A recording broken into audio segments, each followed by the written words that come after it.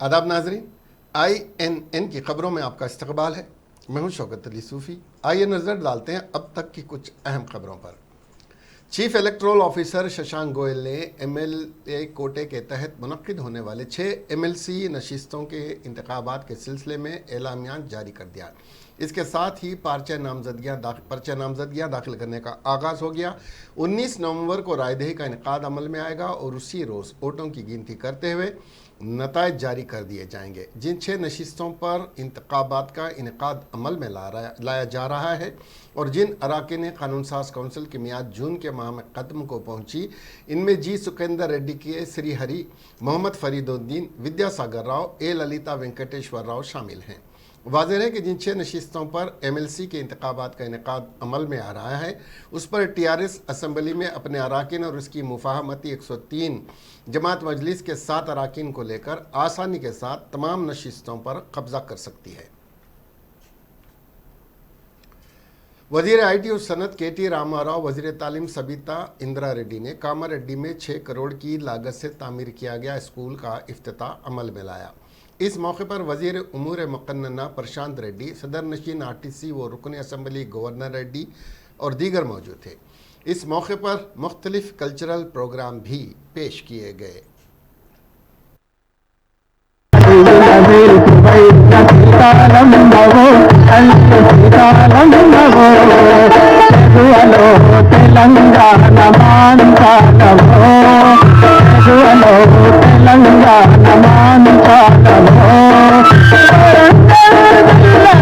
వారందరికీ గౌరవ ఎమ్మెల్సీలకు, గౌరవ ప్రజాప్రతినిధులకి, వేదిక మీద జిల్లా పరిషత్ చైర్మన్ తో పాటు అందరికీ, వారితో పాటు సుభాష్ రెడ్డి గారికి, వాళ్ళ ఫ్యామిలీకి వేదిక ముందున్న పెట్టేస్తూ ఉంటాం. కానీ వాళ్ళ అబ్బాయి చెప్పిన మాటని ఆలోచించి దాని ఆచరణలో పెట్టిన సుభాష్ రెడ్డి గారికి మరొకసారి అభినందనలు తెలియజేస్తా ఉన్నాను. చాలా సంతోషం. గౌరవ ముఖ్యమంత్రి గారు కేసీఆర్ గారి నాయకత్వంలో తెలంగాణ రాష్ట్రంలో అన్ని ప్రభుత్వ పాఠశాలలు ఈ విధంగా ఏర్పాటు చేసుకోవాలనే కళ గౌరవ ముఖ్యమంత్రి గారు. దానికి సందర్భించి ఇప్పటికే ఈ సందర్భంగా కూడా చాలాసార్లు మాట్లాడుతూ క్యాబినెట్లో మాట్లాడుతున్న సందర్భంలో కూడా ప్రభుత్వ పాఠశాల చదువుతున్న పిల్లలందరికీ కూడా అన్ని సౌకర్యాలు ఉండేటట్టు చేయాలనే డిస్కషన్ ఇప్పుడు చేస్తున్న సందర్భంలో తెలంగాణ రాష్ట్రం రాగానే మొదటగా గురుకులాలనేది ఏర్పాటు చేసి KG to PG ఏదైతే ముఖ్యమంత్రి గారు కలగన్నారో చెప్తా ఉన్నా, తప్పకుండా చేద్దాం. దాంతో పాటు నాకు బాగా నచ్చింది ఏంటంటే, ఈరోజు ఇక్కడికి వచ్చిన తర్వాత సబితక్క వచ్చేటప్పుడు చెప్పినారు, నేనే పోయినాను అక్కడ శంకుస్థాపన కార్యక్రమానికి అన్నారు. కానీ ఇక్కడికి వచ్చేదాకా కూడా ఇంత బ్రహ్మాండమైన స్కూల్ ఉందని నేనైతే అనుకోలేదు. నిజానికి కూడా రాష్ట్రం మొత్తంలోనే నాకు తెలిసినంత వరకు ఇంత గొప్పగా ఏ మండల కేంద్రంలో కూడా పాఠశాల, ఒక గవర్నమెంట్ పాఠశాల ఇంత అందంగా ఎక్కడ కూడా లేదు. సుభాష్ రెడ్డి గారు డెఫినెట్ గా you set new standard, new bench mark. మేము తప్పకుండా అందరం కూడా కష్టపడి ఇప్పుడు దీన్ని తలదన్నే విధంగా మా నియోజకవర్గాల్లో, మా ప్రాంతాల్లో, మా జిల్లాల్లో కూడా ఇంకా పనిచేయాల్సి ఉంటుంది. కాబట్టి I thank you very much. పెద్దలు ఎప్పుడు చెప్తా ఉంటారు, పుట్టిన ప్రతి ఒక్కరూ గిట్టక తప్పదు, అందరం కూడా ఏదో ఒక రోజు పోక తప్పదు. కానీ అందరం పుడతాం, అందరం పోతాం. కానీ పుట్టిన తర్వాత ముఖ్యంగా ఎంతో అంతో డబ్బు పేరు సంపాదించిన తర్వాత రుణం తీర్చుకునే అవకాశాలని తీసుకునే వాళ్ళు చాలా కొద్ది మంది మాత్రమే ఉంటారు. నేను చదువుకున్న స్కూల్ కానీ, నేను పుట్టిన ఊరికి కానీ ఏదో ఒకటి చేయాలనే మమకారంతో అక్కడ ఎన్ని కోట్లు ఎన్ని లక్షలు అనేది కాదు లెక్క. वज़ीर पंचायत राज एराबली दयाकर राव ने बताया कि वज़ीर आला के चंद्रशेखर राव कल यानी 10 नवंबर को हनमकुंडा का दौरा करेंगे और रेलवे वर्क ब्रिज की तामीर, टेक्सटाइल पार्क की तामीरी कामों का जायज़ा लेने के अलावा पार्टी ऑफिस का इफ्तिताह अमल में लाएंगे। उन्होंने बताया कि 29 नवंबर को वरंगल में 300 एकड़ अराजी पर TRS का विजय गर्जना का इनेकाद अमल में लाया जाएगा, जिसमें 10 लाख अफराद की शिरकत मुतवक्को है। ప్రతి గ్రామంలో పుట్ట పార్టీ జెండా ఆవిష్కరణ చేసుకుని గ్రామాలలో పెద్ద ఎత్తున ఊరేగింపుతోటి చేసుకొని సభకు రావటం జరుగుతుంది. ఈ సభా స్థలం కూడా ఇప్పటివరకు 300 ఎకరాలు సేకరించడం జరిగింది. ఇంకా కూడా రైతులు, మా పక్కకున్న రైతులు కూడా మాకు కూడా తీసుకోండి, మేము కూడా ఇస్తాం, వాలంటీర్ గారిని కూడా ముందుకు రావడం జరుగుతుంది. సుమారు 400 ఎకరాలు దానికి 500 అవకాశం ఉన్నది. రైతులకు వ్యతిరేకంగా బిల్లు తీసుకొచ్చినప్పుడు ఫస్ట్ టీఆర్ఎస్ పార్టీ ఎంపీలు బహిష్కరించాం, రాజ్యసభను కూడా బహిష్కరించారు. అప్పటి నుంచి మాకు బీజేపీ రైతు వ్యతిరేకంగా కొంతమంది అన్నారు, మీరు ఇన్ని రోజులు ఎందుకు సైలెంట్గా ఉన్నారు? సైలెంట్ ఎప్పుడు లేదు. ఆ బిల్లు వ్యతిరేకించింది ఏకైక పార్టీ టీఆర్ఎస్ పార్టీ అని కూడా గుర్తుపెట్టుకోవాలని దానికి వ్యతిరేకంగా ధర్నాలు చేశాం, రాస్తారోక చేశాం, ప్రతి దాంట్లో కూడా రైతు వాళ్ళకు మద్దతు ఇచ్చాం. కానీ ఇంకా కొద్ది రోజులు ఓపిక పెట్టాలి, ఈ రైతు వ్యతిరేక బిల్లును ఎంతో తీసుకుంటారేమో అని ఎఫ్సిఐ ద్వారా ఒడ్లు కొనుగోలు చేసేందుకు అనుకూలంగా లెటర్ ఇస్తారని చాలా రోజులు లేదు, ఓపిక పట్టాం. కానీ ముందుకు వస్తలేదు కాబట్టి విజృంభించాలని అయితే నిర్ణయించుకున్నాం. బీజేపీ అన్నీ విరమించుకునే దాంట్లో నేను ధర్నాలు రాస్తారోకలు కేంద్ర ప్రతి पंचायत राज के वजीर एराबली दयाकर राव ने चीफ मिनिस्टर के चंद्रशेखर राव का शुक्रिया अदा किया जब हुकूमत की जानिब से मेदारम में समक्का सरलम्मा यात्रा के लिए 75 करोड़ रुपए जारी किए गए, जो 16 फरवरी से 19 फरवरी तक मुनक्किद होने वाली है। वजीर ने कहा कि हुकूमत एक अजीमुशान नोट पर समक्का सरलम्मा यात्रा मुनक्किद करने का मनसूबा बना रही है। वजीर ने मजीद कहा कि यात्रा के कामों की निगरानी हुकूमत के 21 महकमे कर रहे हैं। पिछले हफ्ते मुलुगू के एमएलए सीतक्का ने हुकूमत से मेदारम यात्रा के लिए फंड जारी करने का मुतालबा किया था। उन्होंने कहा कि मुख्तलिफ कामों को शुरू करने के लिए 111 करोड़ रुपए का तखमीना है। उन्होंने हुकूमत से यह भी मुतालबा किया कि वह 2 साला यात्रा के लिए मेदारम में मुस्तकिल इंतजामात करे। सदर तेलंगाना प्रदेश कांग्रेस कमेटी व रुकन पार्लियामेंट रेवंत रेड्डी ने कोमपल्ली में पार्टी कारकुनों और कायदीन की तरबियत के सिलसिले में मुनक्किदा इजलास में कौमी परचम लहराने के बाद मुखातिब करते हुए पार्टी कारकुनों को जोर दिया कि वो टीआरएस और बीजेपी की धोखाबाज हुकूमतों के खिलाफ मुत्तहदा तौर पर जद्दोजहद करने के लिए सरगर्म हो जाएं। उन्होंने बताया कि तेलंगाना में पार्टी कारकुनों की रुकनियत साजी के लिए पहली मरतबे डिजिटल करने के इक़दाम किए जा रहे हैं। उन्होंने बताया कि रियासत के तमाम अजला के असम्बली हल्के जात की बूथ सतह पर रुकनियत साजी करने के इक़दाम किए जा रहे हैं और वोटर शनाख्ती कार्ड की तरह मेंबरशिप कार्ड भी देने के अलावा इस मेंबरशिप को फहरिस्त रैदीगान से मरबूत करने के अलावा राहुल गांधी के ऐप से मरबूत किया जाएगा, जिससे पार्टी के हर रुकन की तफसीलात से राहुल गांधी वाकिफ़ होंगे। रेवंत रेड्डी ने बताया कि पेट्रोल और डीजल की कीमतों में कमी करने और किसानों के मसाइल को लेकर कांग्रेस पार्टी बड़े पैमाने पर एहतजाज मुनज़्ज़म करेगी। उन्होंने पार्टी कारकुनों से कहा कि कांग्रेस में डिसिप्लिन की काफ़ी अहमियत है, इसलिए डिसिप्लिन की बरकरारी के लिए हर एक को तवज्जो देना चाहिए। इस इजलास को कांग्रेस रुकन पार्लियामेंट उत्तम कुमार रेड्डी, सीएलपी कायद भट्टी विक्रमार्का और दीगर ने भी मुखातिब किया। రాజకీయంగా ఆంధ్రప్రదేశ్లో పార్టీ చచ్చిపోయి తెలంగాణ రాష్ట్రంలో చావు బతుకుల మధ్యలో ఉండి కేంద్రంలో అధికారం కోల్పోయినా తెలంగాణ ప్రజల యొక్క శతాబ్దాల ఆకాంక్షను శ్రీమతి సోనియా గాంధీ గారు యూపీఏ ప్రభుత్వం తీర్చడం జరిగింది. మరి తెలంగాణ రాష్ట్రం వచ్చిన తర్వాత వచ్చిన తెలంగాణ రాష్ట్రానికి తెలంగాణ ఉద్యమానికి నాయకత్వం వహించిన టీఆర్ఎస్ పార్టీ 2 సార్లు అధికారంలోకి వచ్చిన తర్వాత ఆ లక్ష్యాన్ని ప్రజల యొక్క ఆకాంక్షలు నెరవేర్చిందా లేదా ఈ సదస్సు ద్వారా మనం చర్చించుకోవాల్సిన అవసరం ఉంది. మిత్రులారా, మీరుంటేనే ప్రజలకు పార్టీలకు వారధులు, మీరుంటేనే ప్రజల యొక్క సమస్యలను పరిష్కరించడానికి అవకాశం ఉంటుంది. మీరుంటేనే ఈ కాంగ్రెస్ పార్టీ బలోపేతమై బలమైన పునాదుల మీద ప్రజా సమస్యలను పరిష్కరించి పారదర్శకమైన పరిపాలనను అందించడానికి అవకాశం ఉంటుంది. మీరు గల్లీలో కష్టపడితే ఢిల్లీలో కాంగ్రెస్ పార్టీ అధికారంలోకి వచ్చి 135 మంది కోట్ల ప్రజల యొక్క ఆకాంక్షలను నెరవేర్చడానికి అవకాశం ఉంది. మీరుంటేనే మీరు కొట్లాడితేనే, మీరు కష్టపడితేనే ఈ తెలంగాణ రాష్ట్రంలో సోనియమ్మ రాజ్యం వస్తుంది. సోనియమ్మ రాజ్యంలో తెలంగాణ ప్రజలకు స్వేచ్ఛ, సామాజిక న్యాయం, స్వయం పాలనను అందించడానికి అవకాశం ఉంటుంది. మరి అలాంటి మీరు భవిష్యత్తులో ఏ రకమైన కార్యాచరణను తీసుకొని ముందుకెళ్లాలనో ఇక్కడ ప్రధానంగా మనం చర్చించాల్సిన అవసరం ఉన్నది. सदर वाईएसआर तेलंगाना पार्टी वाईएस शर्मिला की पदयात्रा आज 21वें दिन में दाखिल हो गई। आज उन्होंने नलगुंडा जिले के नकरेकल में बेरोजगारी के मसले को लेकर एक रोज़ा दीक्षा का एहतमाम किया और जिन नौजवानों ने खुदकशी की उनके अफराद ख़ानदान से मुलाकात करते हुए दिलासा दिया।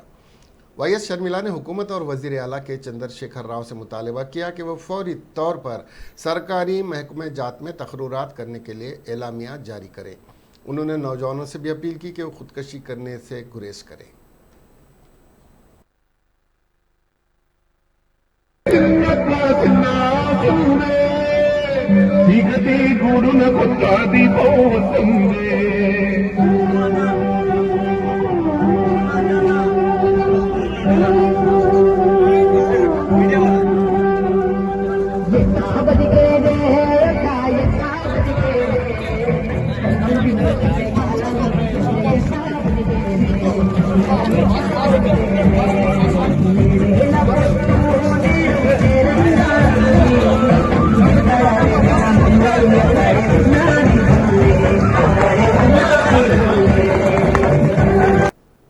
भारतीय जनता पार्टी के general secretary P Muralidhar Rao के इस बयान से तनाज़ा खड़ा हो गया कि ब्राह्मण और बनिया तबका उनकी जेब में है। अपने इस मुबैना बयान के बाद मध्य प्रदेश में पार्टी के इंचार्ज राव हस्बे इख्तलाफ की जमात कांग्रेस के निशाने पर आ गए हैं। कांग्रेस ने बीजेपी से माफ़ी का मुतालबा किया, जबकि बाद में राव ने कहा कि हस्बे इख्तलाफ की जमातों ने उनके बयान को गलत तरीके से पेश किया है। राव ने पीर के रोज़ बीजेपी के रियासती दफ्तर में प्रेस कॉन्फ्रेंस से खिताब करते हुए कहा कि बीजेपी और उसकी हुकूमतें दर्जे फहरिस्त ज़ातों और दर्जे फहरिस्त कबाइल को वोट बैंक के तौर पर नहीं देख रही, बल्कि उनकी बुनियादी ज़रूरियात जैसे पसमानदगी, रोज़गार और तालीम को दूर करने पर तवज्जो मरकूज़ कर रही है। इसके बाद सहाफ़ियों ने राव से सवाल किया कि बीजेपी के बारे में ये तासुर आम है कि ये ब्राह्मण और बनियों की सियासी पार्टी है और अब वो ST/SC तबके पर तवज्जो देने की बात कर रही है, जबकि बीजेपी का नारा है सबका साथ सबका विकास। इसके जवाब में राव ने अपने कुर्ते की जेब की तरफ इशारा करते हुए बताया कि ब्राह्मण और बनिया मेरी जेब में है। आपने मीडिया के लोगों ने हमें ब्राह्मण और बनिए की तौर पर पार्टी करार दिया है, जब ज़्यादा कारकुनान और वोट बैंक उन्हीं तबक़ात से वाबस्ता थे। राव ने कहा कि बीजेपी तमाम तबक़ात का एतमाद हासिल करने की सिमत में काम कर रही है। सुनो, मेरे जेब में ब्राह्मण है और मेरे जेब में बनिया है। आप कहते रहे कि एक सेकंड भाई साहब सुनो ना। अरे भाई साहब सुनिए ना, पूरा प्रश्न पूछा और मेरे को सुनना ही नहीं चाहते। के लिए काम करेगी, ओबीसी के लिए काम करेगी, तो फिर ये नारा क्यों देती है सबका साथ सबका विकास? हम भाई साहब आप पार्टी को ब्राह्मण बनिया पार्टी कहते रहे अभी तक, तो क्या अभी लिखना शुरू करते हैं ST/ST ओबीसी पार्टी? से सुनो, मेरे जेब में ब्राह्मण है और मेरे जेब में बनिया है। आप कहते रहे कि एक सेकंड भाई साहब सुनो ना। अरे भाई साहब सुनिए ना, पूरा प्रश्न पूछा और मेरे को सुनना ही नहीं चाहते। जेब में ब्राह्मण है। नहीं, एक सुनो। अरे भाई, मेरा वोट बैंक में और मेरे कार्यकर्ताओं में, मेरे नेताओं में जब आप ब्राह्मण रहा तो ब्राह्मण पार्टी कहा और बनिया है तो बनिया पार्टी कहा। विकास के नाम पे वोट मांगिए। अरे भाई आप कुछ तो फिर आप चलाओ पार्टी को। मैं भाई आप पत्रकार है तो प्रश्न पूछो और समाधान देने तक सत्र नहीं, सुनने तक रुको भाई, सुनने तक तो रुको। प्रश्न पूछ रहे हैं और बीच में प्रश्न पूछ रहे हैं, सुनने तक तो रुको।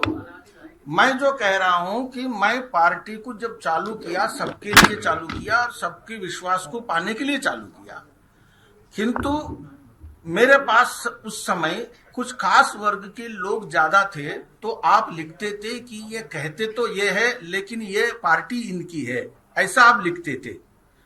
हम धीरे धीरे आपके लिखने से हम अपना रूट नहीं बदला, हम अपने आप को सबके पार्टी बनाने के लिए अभी हमारे पास शेड्यूल्ड कास्ट को जितनी मात्रा में लेना चाहिए, शेड्यूल्ड ट्राइब को जितने मात्रा में अपने को शामिल कराना चाहिए, उसमें कमी पाकर सदर नशीन बीजेपी ओबीसी डिपार्टमेंट आले भास्कर ने आज तालीमी याफ्ता और बेरोजगार नौजवानों के मिलियन मार्च के पोस्टर की इजराई के बाद रियासती तुलबा और नौजवानों से 16 नवंबर को टैंक बंड पर मिलियन मार्च करने के लिए जमा होने की दरखास्त की, ताकि इस मार्च के जरिए रियासती हुकूमत पर दबाव डाला जा सके कि वो रोजगार की फराहमी के अपने वादे को यकीनी बनाए।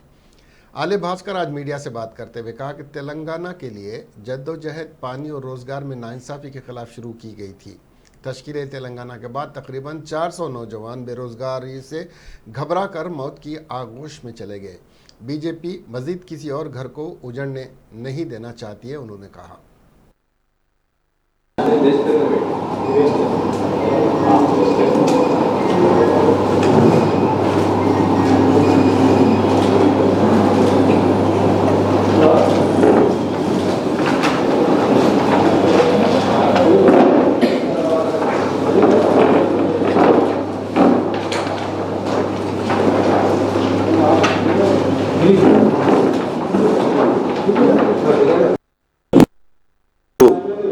ఇప్పటి వరకు ఈ టీఆర్ఎస్ పార్టీ అధికారంలోకి వచ్చిన తర్వాత 200 మంది ఆత్మహత్యలు చేసుకున్నారు. రాబో రోజుల్లో ఆత్మహత్యలు జరగకుండా ఆగాలన్నా, నిరుద్యోగులకు భరోసా కలగాలన్నా ఈ రాష్ట్ర ప్రభుత్వం ఎన్నికల నోటిఫికేషన్ में मेन मुद्दा पानी, जॉब्स और फंड्स के लिए नीलो निधुलो नियामकालो जो टैगलाइन था एजुटेशन का, उसमें जॉब्स के लिए अभी तक जो केसीआर ने कहा था 1 लाख जॉब्स से आते तेलंगाना आए तो बोल के वादा किया था, उसके हिसाब से पूरे यूथ और अनएम्प्लॉयमेंट यूथ पूरा एजुटेशन में मिलजुल के तेलंगाना हासिल होने तक उसका साथ दिया, समर्थन किया। तेलंगाना आने के बाद जो भी 7 साल में उनके जो अनएम्प्लॉयड यूथ पूरा आत्महत्या करने पर आज मजबूर हो गया। देखिए 400 से अधिक लोग आज तेलंगाना में सुसाइड करके अपने सामने हैं। यही इशू में 16th मिलियन मार्च, निरुद्योगुల अनएम्प्लॉयमेंट मिलियन मार्च, जो तेलंगाना एजुटेशन में मिलियन मार्च तेलंगाना हासिल करने के लिए स्टार्ट हुआ था, वैसा ही एक मिलियन मार्च अनएम्प्लॉयमेंट यूथ के लिए अपन 16th नवंबर टैंक बंड के ऊपर चल रहा है। उसके हिसाब से पूरा तैयार है। जो भी अनएम्प्लॉयमेंट यूनिवर्सिटी स्टूडेंट्स हो तो मुल्क में जानलेवा अलमी वबा कोरोना वायरस के केसेस में गिरावट के दरमियान गुज़िश्ता 24 घंटों के दौरान 10,000 से ज़्यादा नए केसेस रिपोर्ट हुए हैं, जबकि इसके मुकाबले में 11,000 से ज़्यादा मरीज सेहतियाब हुए हैं। दरियासना पीर को मुल्क में 59,08,440 अफराद का कोरोना से बचाने के टीके लगाए गए और अब तक 1,09,08,16,356 अफराद को वैक्सीन लगाए जा चुके हैं। मंगल की सुबह मरकज़ी वजारत सेहत की तरफ से जारी करदा ताज़ा तरीन आदाद शुमार के मुताबिक गुज़िश्ता 24 घंटों में कोरोना वायरस के 10,126 नए केसेस सामने आए हैं और इसके साथ ही मुतासरीन की तादाद बढ़कर 3,43,77,113 हो गई है। इस दौरान 11,982 मरीज सेहतियाब हुए हैं और इसके साथ ही इस वबा को शिकस्त देने वालों की तादाद 3,37,75,86 हो गई है। मुल्क में एक्टिव केसेस 2,188 से घटकर 1,40,638 रह गए हैं। उसी अरसे में 332 मरीजों की मौत के बाद हलाक शुदगान की मजमूई तादाद 4,61,389 हो गई है। मुल्क में कोरोना वायरस के एक्टिव केसेस की शरह 0.41%, सेहतियाबी की शरह 98.25% और अमवात की शरह 1.34% पर बरकरार है। छत्तीसगढ़ के सुकमा जिले में कल एक नौजवान की अपने साथी फौजियों पर फायरिंग के नतीजे में सेंट्रल रिजर्व पुलिस के 4 जवान कल हलाक हो गए थे और 3 जख्मी हो गए थे। आज जगदलपुर की 80वीं बटालियन में 4 फौजियों को खिराज अक़ीदत पेश किया गया जो सुकमा ज़िले लीगल पल्ली में कल के वाक़े के बाद शहीद हो गए थे। शाम को चारों लाशों को मेडिकल कॉलेज डीमरपाल लाया गया। पोस्टमार्टम के बाद रात तकरीबन 9 बजे नए बस स्टैंड पर वाक़ 80वीं बटालियन के अहताम में फ़ौजियों को खिराज अक़ीदत पेश किया गया और उनकी लाशों को आबाई गांव रवाना किया गया। अहलकार ने बताया कि फायरिंग की वजूहात का अभी तक पता नहीं चल सका है और वाक़े की तहक़ीक़ात जारी हैं। कांस्टेबल रितीश रंजन को फौरी तौर पर हिरासत में ले लिया गया और इससे पूछगछ की जा रही है। इस वाक़े के बाद CRPF ने मामले की तहक़ीक़ात के लिए कोर्ट ऑफ इंक्वायरी का हुक्म दिया है। ज़ेर अल्तवा फ़ीस की अदायगी और स्कॉलरशिप की अदायगी का मुतालबा करते हुए स्टूडेंट फेडरेशन ऑफ इंडिया कारकुनों ने पीर को हनमकुंडा कलेक्ट्रेट के करीब एहतजाज किया। मुजाहरे से खिताब करते हुए हनमकुंडा ज़िले सेक्रेटरी SFI बाशु बोयना संतोष ने तुलबा को दरपेश मसाइल को हल न करने पर हुकूमत पर तनकीद की। रियासती हुकूमत फ़ीस की वापसी और स्कॉलरशिप के वाजिबात पर बैठी हुई है जो कि मजमूई तौर पर 3100 करोड़ रुपए बनते हैं। तलबा को लातादाद मसाइल का सामना करना पड़ रहा है। प्राइवेट तालीमी इदारों की जानिब से फ़ीस की अदायगी के लिए उन पर दबाव डालने की वजह से कई तलबा स्कूल छोड़ चुके हैं। संतोष ने कहा उन्होंने कहा कि अगरचे चंद तलबा ने अपनी ज़िंदगी का खात्मा कर लिया लेकिन हुकूमत है कि बेहिस दिखाई देती है। संतोष ने हुकूमत से मुतालबा किया कि तमाम सरकारी तालीमी इदारों में तदरीसी और गैर तदरीसी असामियाँ पुर की जाएँ।